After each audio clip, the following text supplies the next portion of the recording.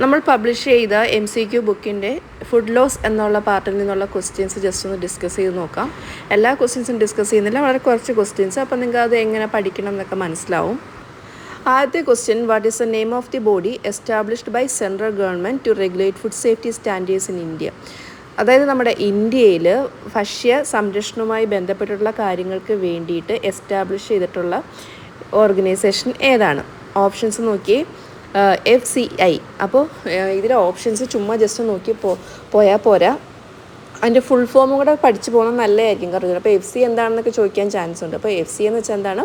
Food corporation of India.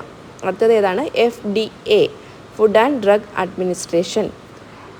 ഇതിൻ്റെയൊക്കെ വർഷങ്ങളും കൂടെ പഠിക്കുന്നത് നല്ലതായിരിക്കും കേട്ടോ. പിന്നെ FSSA, food safety and standards authority of India. FSSA നിലവിൽ വന്നതെന്നാണ്. ഇപ്പോഴത്തെ ചെയർപേഴ്സൺ ആരും അങ്ങനത്തെ കാര്യങ്ങളെല്ലാം പഠിക്കണം കേട്ടോ.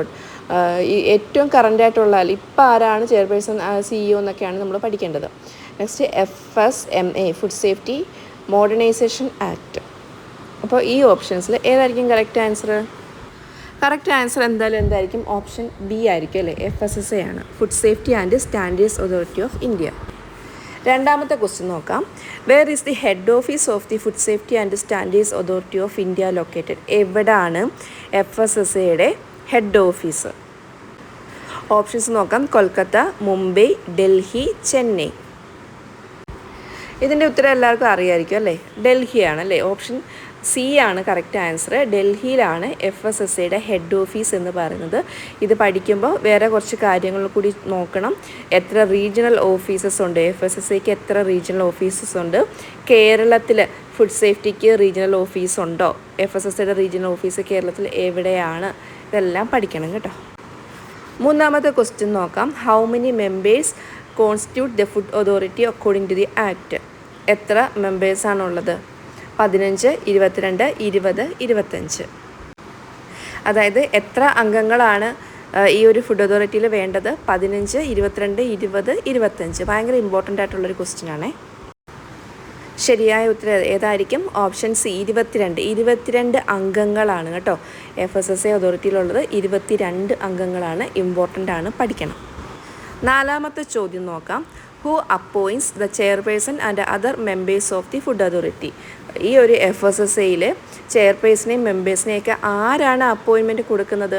Prime minister of India, president of India, central government, chief justice of India. ആരായിരിക്കും ചെയർപേഴ്സണെയും മെമ്പേഴ്സിനെയൊക്കെ തിരഞ്ഞെടുത്ത് അപ്പോയിൻറ്റ് ചെയ്യുന്നത്? അപ്പോൾ നമുക്ക് ഇതൊക്കെ ഈ ഒരു ഓപ്ഷൻസ് കാണുമ്പോൾ നമുക്ക് ഡൗട്ട് തോന്നും.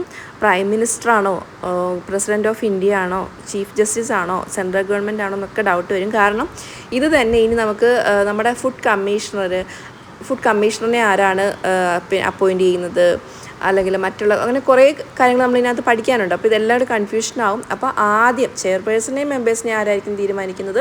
സെൻട്രൽ ഗവൺമെൻറ് ആയിരിക്കും കേട്ടോ. സെൻട്രൽ ഗവൺമെൻറ് ആണത് സെലക്ട് ചെയ്യുന്നത്. അപ്പോൾ ഓപ്ഷൻ C ആണ് കറക്റ്റ് ആയിട്ടുള്ള ആൻസർ. അഞ്ചാമത്തെ ക്വസ്റ്റ്യനും കൂടെ നോക്കാം.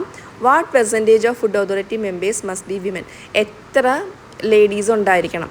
ഈ ഒരു FSSAയിൽ എത്ര ശതമാനം ലേഡീസ് ഉണ്ടായിരിക്കണം? ഓപ്ഷൻസ് 1/5, 1/3, 1/4, 1/2. അപ്പോൾ നമ്മൾ പഠിക്കുമ്പോൾ ജസ്റ്റ് അങ്ങ് വായിച്ച് പോകും. അപ്പോൾ കറക്റ്റ് ആൻസർ ഓർത്ത് വയ്ക്കുക. ഇതൊക്കെ ഒരുപാട് പരീക്ഷകൾക്ക് ചോദിച്ചിട്ടുള്ള ക്വസ്റ്റ്യൻസ് ആണ് കേട്ടോ. അതുകൊണ്ട് നമ്മുടെ PSC എക്സാമിനും ചോദിക്കാൻ ചാൻസ് കൂടുതലാണ്. സോ ആൻസർ 1/3 ആണ് കേട്ടോ. ഇതും ആൻസർ ഓപ്ഷൻ C ആണ്.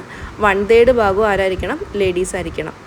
അപ്പോൾ നമ്മൾ 5 ക്വസ്റ്റ്യൻ മാത്രമേ നമ്മൾ പറഞ്ഞിട്ടുള്ളൂ. ഇതിൽ 100ഓളം ക്വസ്റ്റ്യൻസും ഉണ്ട്. അപ്പോൾ എല്ലാ ക്വസ്റ്റ്യൻസും നമുക്കിവിടെ ഡിസ്കസ് ചെയ്യാൻ പറ്റില്ല, കാരണം ഒരുപാട് കുട്ടികൾ ബുക്ക് വാങ്ങിച്ചാണ്. അപ്പോൾ നമ്മളങ്ങനെ ചെയ്യുന്നത് ശരിയല്ലല്ലോ. അപ്പം ജസ്റ്റ് സാമ്പിളായിട്ടുള്ള ക്വസ്റ്റ്യൻസ് മാത്രമേ നമ്മളിവിടെ പ്രൊവൈഡ് ചെയ്യത്തുള്ളൂ. ഇതുപോലെയുള്ള കൂടുതൽ ക്വസ്റ്റ്യൻസ് കിട്ടാൻ വേണ്ടിയിട്ട് നിങ്ങൾക്ക് MCQ ബുക്ക് വേണമെങ്കിൽ അതിന് കോൺടാക്റ്റ് ചെയ്യേണ്ട ഡീറ്റെയിൽസൊക്കെ ഫസ്റ്റ് കമൻറ്റിൽ കൊടുത്തിട്ടുണ്ട്. തിയറി മാത്രം പഠിച്ചാൽ പോരാ, നിങ്ങൾ പഠിക്കുന്ന ടോപ്പിക്കിൽ നിന്നും എങ്ങനെയാണ് ക്വസ്റ്റ്യൻസ് വരുന്നതും കൂടി അറിയണം. അതിന് നിങ്ങളെ ഇങ്ങനത്തെ MCQs ഹെൽപ്പ് ചെയ്യുന്നതാണ്. ഇനിയും ഇതുപോലത്തെ ക്വസ്റ്റ്യൻസ് വർക്കൗട്ട് ചെയ്യുന്ന വീഡിയോസ് നിങ്ങൾക്ക് വേണമെന്ന്, നിങ്ങൾക്ക് യൂസ്ഫുൾ ആവുന്നുണ്ട് എന്നൊക്കെ തോന്നുന്നുണ്ടെങ്കിൽ നിങ്ങൾ കമൻറ്റ് ചെയ്യുക. Thank you.